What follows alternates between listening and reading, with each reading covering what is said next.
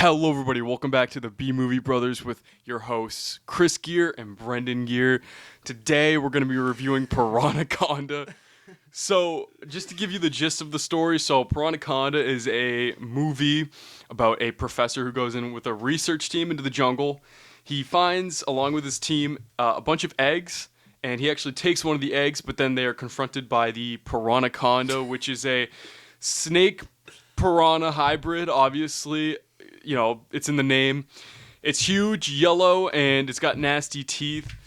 And then it pans to a story about a film being produced with, some actors and like this resort, but the studio's shut down, and then the actors are kidnapped by some mercenary group. Yeah. And are they trying to sell them? Yeah, I think they're trying to hold them for ransom. Yeah, hold them for ransom. Yeah, and then sell them.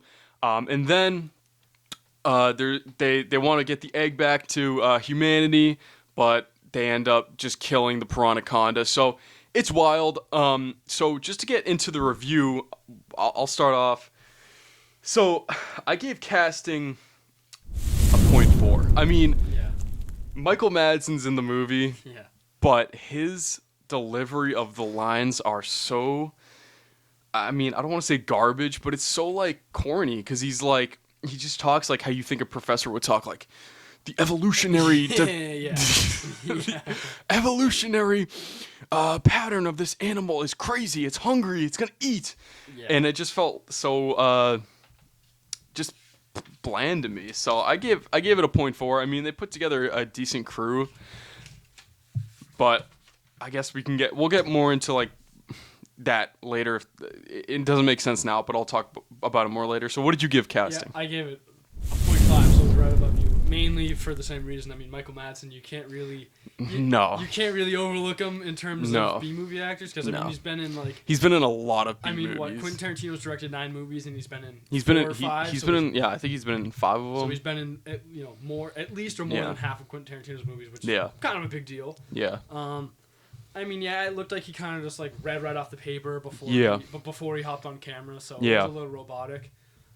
And then everyone else kind of like played their part well, I guess. But so the other characters, I'll put their names on the screen, but it's almost, I mean, they played their part well in the aspect that it's a monster movie, and the story they were given is, they're actors,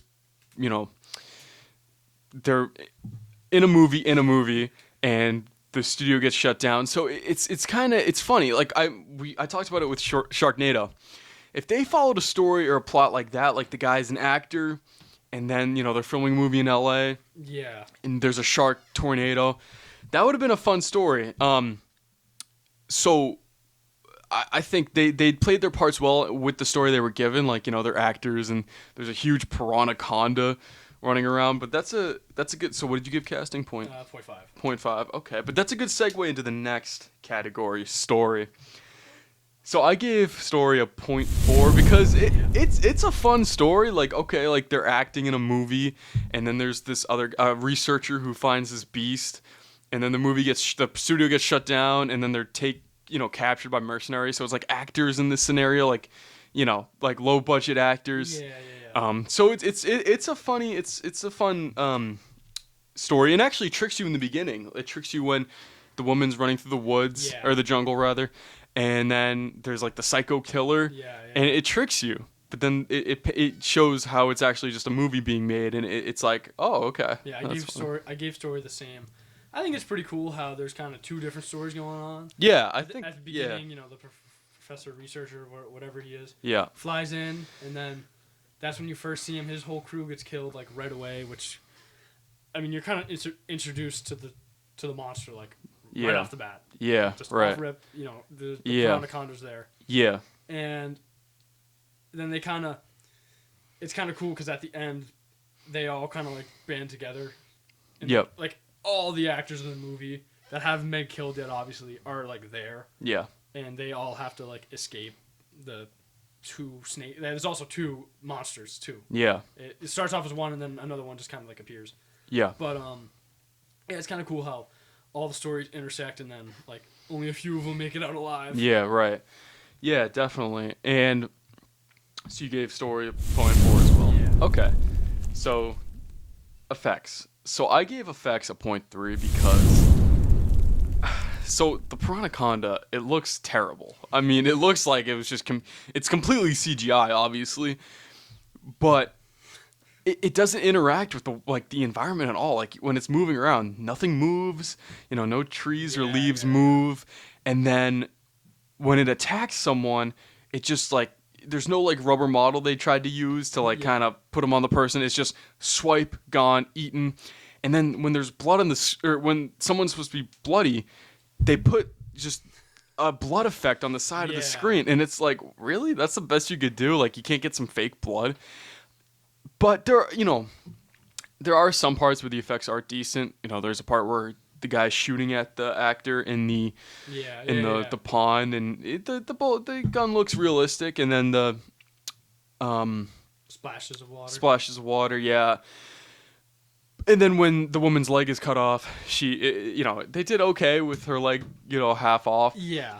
But I settled with a 0.3 because the Piranhaconda itself, like the main monster of the movie, it doesn't look cool. Yeah. Yeah, no, I gave it a 0.2. Pretty much the same. It was just kind of bad. Yeah. It's just like, someone gets killed. Kind of bad, yeah. There's like, pretty bad. There's red mist on the screen. It's like, I'm not playing a video game. Right. I know, yeah. Like I'm not playing an arcade game. Right. It's like, what are we doing here? It's like red sides of the screens. Like, really? That's how you do for blood? Yeah. And yeah, the monster didn't look too good. I mean, yeah, like I know. 150-foot long snake or whatever. Right. Yeah. And it's just kind of sneaking in front of someone where you won't be able to notice that someone's looking down at a phone, and it's like right here, and they don't. Yeah, it's like, how do you not hear that? Like, the thing's like huge, and it's like slithering around in the jungle. Like, you got to be able to hear that. Yeah. So, what'd you give quality? A 0.3 because I could probably lower my score, to be honest. I gave it a 0.3 as well for quality because I mean they didn't use their tool. Like, they had a good set of tools going. Like, when they like, you could see they had a good set of tools. Yeah. And I feel like they could have used them more convincingly. Like, obviously, like, use some fake blood. Like, have some fake blood, not just actually on the screen, but on screen. Yeah, exactly, literally. And just the guns looked like okay, like they looked like airsoft guns. Yeah, I mean, I'm sorry, if someone's shooting a gun, he's not just gonna be standing there. Right. And I mentioned beforehand, the guy was shooting the gun, and he was like throwing his hands up and down. It's like, that's just not how it works. Right. Yeah. That's just not realistic. I don't know. It was kind of goofy. Yeah. Yeah, I know. I gave it a 0.3 because. But they use their the environment pretty well. I mean, this is more setting, but it's. Yeah. The places are cool, but we'll talk about that when we get to setting. Yeah. No. I just wanted to bring up that. What was I gonna say? Yeah, at the very beginning of the movie, when the first person started talking, I literally said, I have to turn it up. I can't hear anything. Yeah. Like, it sounded like they were using a mic with, someone's hand on top of it. You literally couldn't hear anything. Like, yeah, right. So the sound is super muffled. Like, they and the cameras were decent. They had good cameras, it doesn't look terrible. I mean, it's not like Sharknado. I think Sharknado had way better production quality. Slightly better camera, even though it looked like an iPhone. But this movie definitely looked like an old Canon camera. Yeah, I was gonna say. It came out in 2012. They were using stuff from like the early 2000s. Right. To work on it. And Sharknado was made like the same year, and it looked looked decent. Better. Yeah. So genre. So obviously you guys know genre is kind of a gimme. So I give it a 0.9 because it's a standard monster movie. I mean, it's not a monster movie like Jaws or King Kong. I mean, I wouldn't label those as monster movies. More King Kong or Godzilla. One of those monster movies. But it's a standard monster movie. It's got the monster and it's got the funny story, like the actors and everything. So it's got a funny story. So I gave it a 0.9 for genre. It fits decently well, but it's obviously not like one of the great monster main movies. Contenders. So. Yeah, no, not even close. No, yeah, I gave it a 0.8. I'm pretty there because I mean. Yeah, I should have given it a 0.8, honestly. Yeah, it was funny. It was like it was new to the big snake. Obviously this movie and there was this movie I think it was called Anaconda that came out with Ice Cube in it. That was like the only other snake movie that I can think of off the top of my head. So I mean, it's kind of a new idea, and then they kind of just mixed it into another animal. I don't know why. I know. Yeah, it could have been just a big snake. I mean, maybe I'm being too literal and realistic, but I feel like if it was a piranha, then it wouldn't be able to be above land, above water. No, that's kind of true. I mean, like, maybe it's like one of those things where they just kind of call it a piranhaconda. It's not like actually a piranhaconda. I think I saw it swim. I think you see it swim once in the movie. You see it in the water multiple times. You see it literally swim once, and it's in the last 5 minutes of the movie.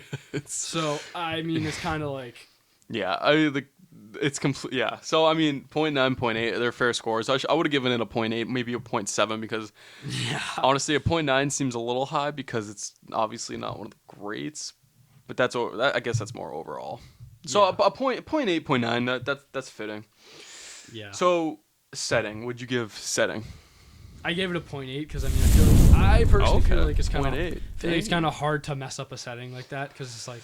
They're in the jungle, and it's like, they're like in the jungle when they're filming a movie, and then they're on like a resort, so it's like they have a resort, and there's a jungle, and it's like it's pretty realistic because you're not gonna find a big snake slithering around L.A. That's true. You're not gonna find it in a city, so it makes it. I mean, I gave setting a 0.4. Yeah, because I mean the jungle is awesome. They did well with their surroundings. I mean it's in a jungle. I just feel like it doesn't. To me, like the setting, going to honestly, I feel like 0.4 maybe a little low. Yeah, honestly. I think it is because I mean, I think at the very beginning, they have this music playing, and you see like you could tell they had. I mean, it was the camera skills were pretty bad, but you could tell they flew in on a helicopter and filmed outside, or they somehow got footage. And it's like, it's like not the Amazon, but it looks like Amazonian kind of like mountains and stuff like that. So I think the setting was pretty good because, big ass snake and jungle. It's like they have to fly in. I think the setting for me is more the fact that like Michael Madsen's wearing a pair of jeans. He should be wearing like, safari pants or some khakis. Yeah. And, they're like, I don't know. I feel like they could have done better with their surroundings, but 0.4 might be a little low. Yeah, so. I remember when they first got off the helicopter. I remember saying this. I said it looks like they ran down to the nearest army surplus store and picked up like 20-year-old coats. Yeah, and they had like gardener hats on. Yeah, that you see like landscapers wearing. Yeah, like, they didn't have they had. I mean, I guess that's a safari hat, but at the same time, it looks like they bought it from the dollar store. Like, the problem with me for the setting is that like if it's by a resort. I think a Piranhaconda would be discovered pretty early on. Like, if there's a resort right next to kind of where it's living, I'm pretty sure it'd be discovered way sooner. So, I mean, if it was deeper in the jungle or, like, they made it seem like a deep jungle, okay, that makes sense. Because, like, obviously in the Amazon, they're discovering new species, like, every week. So, but it's, like, right next to a resort, and it's not even that dense of a jungle. So, it's, like, what is it eating? What's it like living off of like just people? Because if it's living off of people, then they would have discovered it so much sooner. That didn't line up for me. Yeah, no, that makes sense. But when it comes to being in a jungle, I mean, it is a jungle. Obviously, like they filmed in a jungle and then just put like fake trees up. I mean, it's a jungle, but it's like that connect between like the realism and then the setting. It just didn't fit in for me. So I gave it a 0.4. Yeah, no, that makes sense. And then next up, music. So this movie had kind of its own soundtrack. I mean, or its own song at least. It was definitely like the director or producer's girlfriend. Like, hey, mom, can my girlfriend record a song in your closet? She was like, yeah, sure, honey, come on over. Yeah, that was It's like Piranhaconda. Like I just can't take the song seriously. It's like Piranhaconda. Yeah, it's trying to be like not like stressful, but like. But I mean, the fact that they made their own song, it's like okay, like you got to give them some points for that. Yeah. So I gave music a 0.4 because the song itself is garbage. Oh yeah. But I mean, the fact that they went out of their way and actually produced something and made something is funny and awesome. So I feel like a 0.4 is like fair. I think that's fair. But besides that, the other soundtrack and music in the film, I mean, it doesn't really play a huge role. Like, it doesn't make you feel any kind of like tense. Like it's just hard to music in it to begin with. No, I know. Like, there's like some basic soundtrack. Like, okay, like action. Like, okay, we're in an action scene, exactly. But there's no like music that really makes you feel tense or something like that. So, yeah, I give it a 0.4. What about you? I originally had it a 0.6, but I gave it a 0.5. Okay. I think it's kind of middle of the road. I mean, the fact that they made their own, made their own song is pretty cool. Yeah. I think that gives us some brownie points. It's like they went out of the way to make their own, whether it's good or not. Yeah. It's cool that they made their own song. Yeah, it's cool that they did that. They didn't just use, iTunes. Right, yeah. Like, action music. Yeah, like, copyright free action music. Yeah, like off YouTube. Like, I think it's pretty cool that they made their own music. Yeah, you got to give them credit. I mean, that is cool that they did that. So, yeah, I think those are fair scores. But cinematography.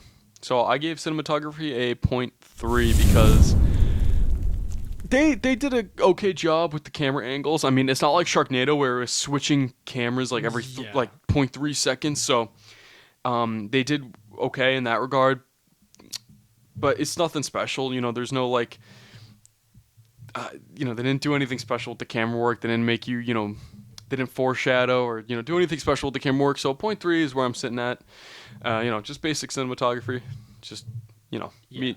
Yeah, I'm pretty much right there with you. Gave it a 0.2. Like I mentioned before, like it looked like they flew in on a helicopter and they looked like someone was just holding the camera. Yeah, just filming, the entire time. And they were just like, oh, this is good B-roll. We'll just put it in the back. Yeah. Like it wasn't too bad, but yeah. And then it's like at the very end of the movie, they're riding away from nothing on a little 4-wheeler. And it looked like someone was sitting on the back of a 4-wheeler in front of them filming. Yeah. Or like right. Yeah. Or like a Jeep or something. Yeah. Because it was like it was really shaky, so it's like right.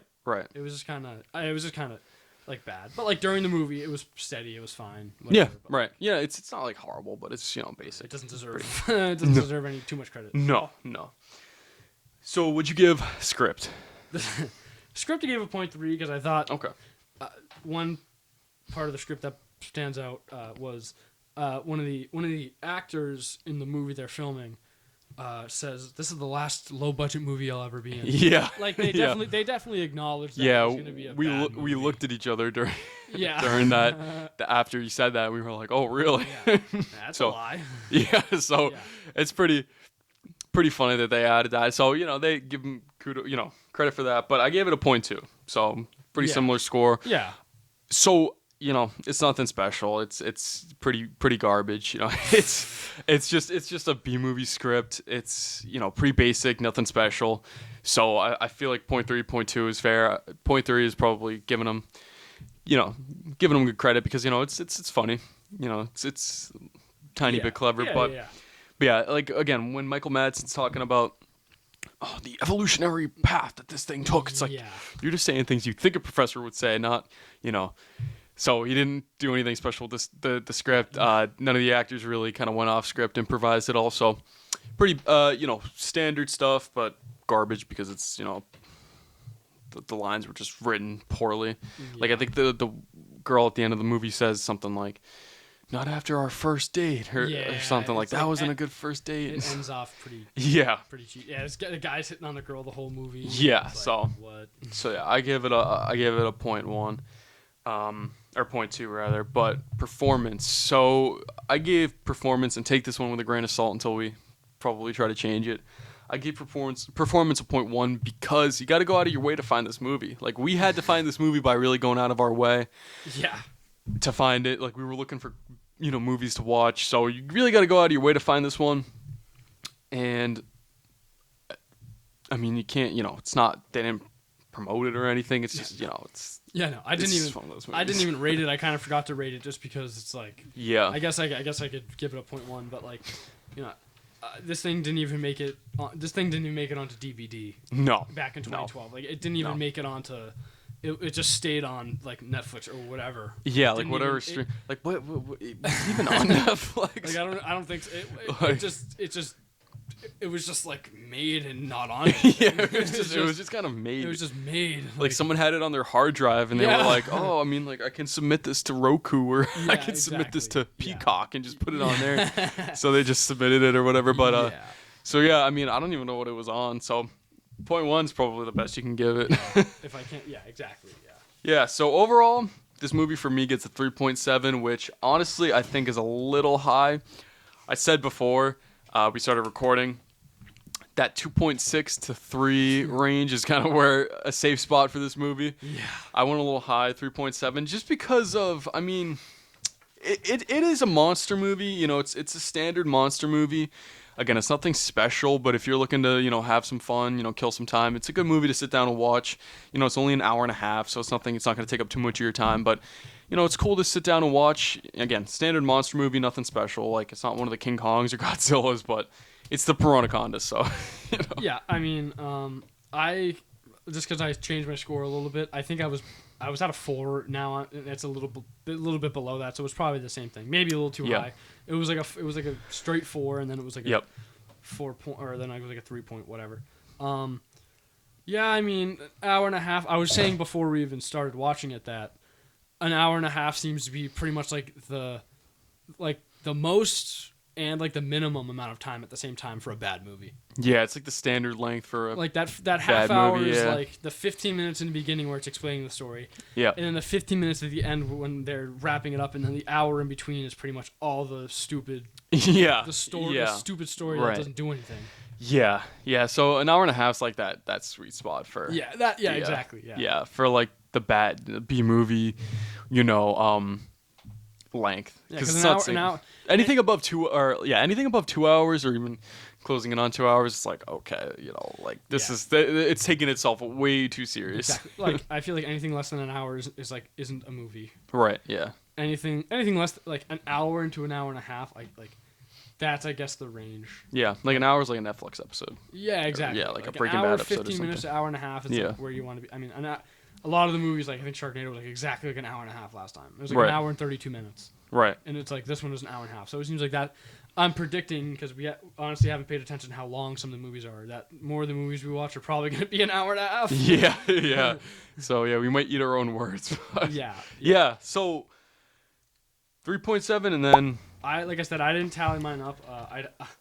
I have to. It was like a 4. It was a 4.4, but I adjusted it, so I'd say it's like a 4.0. I'll put it on the screen so you guys know Brendan's final score. But I gave it a 3.7. Brendan gave it a whatever the screen's saying right now. Yeah, sorry. So no, it's okay.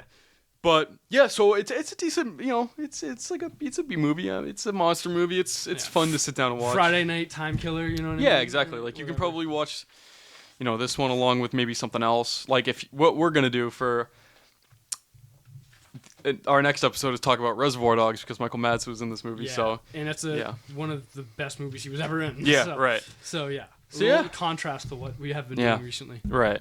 Yeah. So there are our final scores. Let us know what you guys think in the comments below.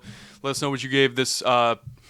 What you scored this movie, and give us some movie recommendations. We're gonna be watching Reservoir Dogs or reviewing that next episode. So just thought we'd switch it up and talk about a good movie. So stay tuned for that, and let us know what you guys thought of this movie in the comments below if you have watched it. But if you haven't, go watch it, and we will see you guys in the next episode.